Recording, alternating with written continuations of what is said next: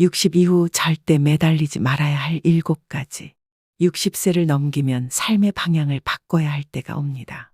이 시점에서 가장 중요한 것은 어떻게 하면 건강하고 행복하게 살아갈 수 있을까 하는 것이겠죠. 그런데 많은 분들이 여전히 젊을 때의 습관을 버리지 못하고 몸과 마음을 힘들게 하며 살아갑니다.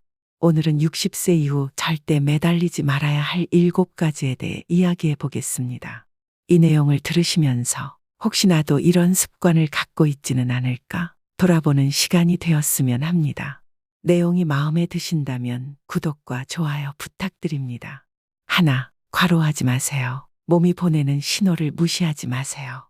젊을 때는 일을 많이 하고 열심히 사는 것이 미덕이었습니다. 그러나 60세를 넘어서도 계속 과로한다면 건강이 무너지는 것은 순식간입니다. 제가 아는 한 분은 퇴직 후에도 쉬지 않고 일을 했습니다. 아직은 일할 수 있어. 가만히 있으면 뭐하냐? 하며 몸을 혹사했죠. 그런데 어느 날 갑자기 쓰러졌습니다. 병원에서 의사는 이렇게 말했습니다. 이제는 쉬면서 몸을 관리해야 할 나이입니다. 건강을 잃으면 아무것도 의미가 없습니다. 과로는 단순한 피로를 넘어 노화 속도를 빠르게 하고 면역력을 떨어뜨리며 심장병과 뇌졸중의 위험을 높이는 주요 원인입니다. 건강을 지키려면 내 몸이 보내는 신호를 무시하지 않는 것이 가장 중요합니다. 이제는 자신에게 말해주세요. 괜찮아. 나는 이미 충분히 열심히 살아왔어. 이제는 좀 쉬어도 돼. 둘, 과식하지 마세요. 먹는 즐거움이 곧 건강을 해칠 수도 있습니다. 60세 이후에는 과식이 건강에 미치는 영향이 훨씬 큽니다. 젊었을 때처럼 많이 먹어도 소화가 잘 되고 활동량이 많아 칼로리를 쉽게 소비하던 시절은 지났습니다. 과식하면 당뇨, 고혈압, 비만, 관절 문제가 따라옵니다. 특히 기름진 음식, 짠 음식, 단 음식을 과하게 섭취하면 혈관 건강에 치명적입니다. 그러면 어떻게 먹는 것이 좋을까요? 한 끼를 먹더라도 천천히 꼭꼭 씹어 먹기, 소식의 습관 들이기, 과식하지 않고 필요한 만큼만 먹기. 식사는 즐거워야 합니다. 그러나 과식은 우리 몸을 망가뜨릴 수 있습니다. 그러니 한 번 더 생각해 보세요.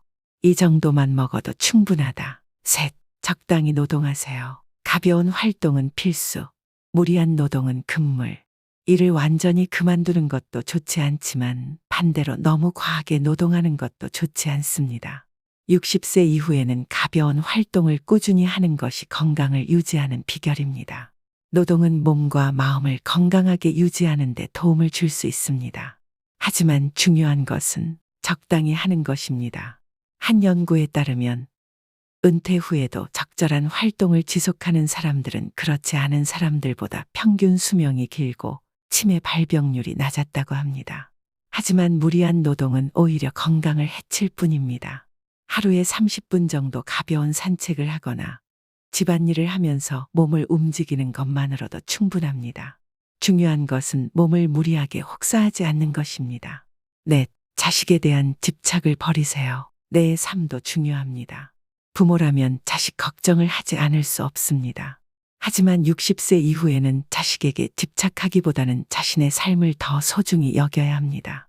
우리 애는 왜 아직 결혼을 안 할까? 내가 도와주지 않으면 우리 아이들은 힘들 거야. 이런 생각을 계속하다 보면 정작 내 삶은 온전히 살지 못하게 됩니다.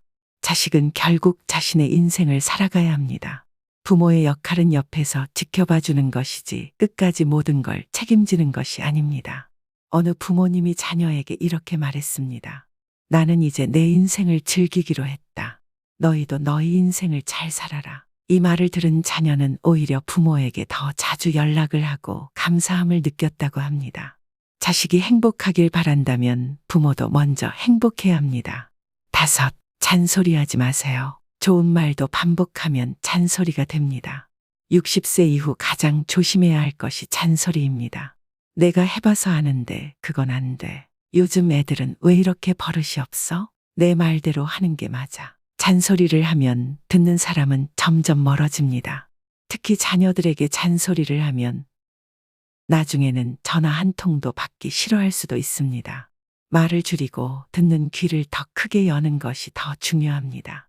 잔소리 대신 이렇게 말해보세요. 내가 하고 싶은 대로 해봐. 나는 내 결정을 존중할게. 이 한마디가 관계를 더 따뜻하게 만들 수 있습니다. 6. 적당한 재산을 가지고 계세요. 돈이 있어야 자유롭습니다. 60세 이후에는 적당한 재산을 가지고 있어야 합니다. 노후를 편안하게 보내기 위해서는 어느 정도의 경제적 여유가 필요합니다. 하지만 돈을 지나치게 아끼면서도 너무 쉽게 써버리는 것도 문제입니다. 자식에게 모든 재산을 넘겨주지 마세요. 필요한 곳에는 적절히 쓰세요. 자신을 위한 소비도 하세요. 돈을 잘 관리하는 것은 인생을 잘 사는 것과 같습니다.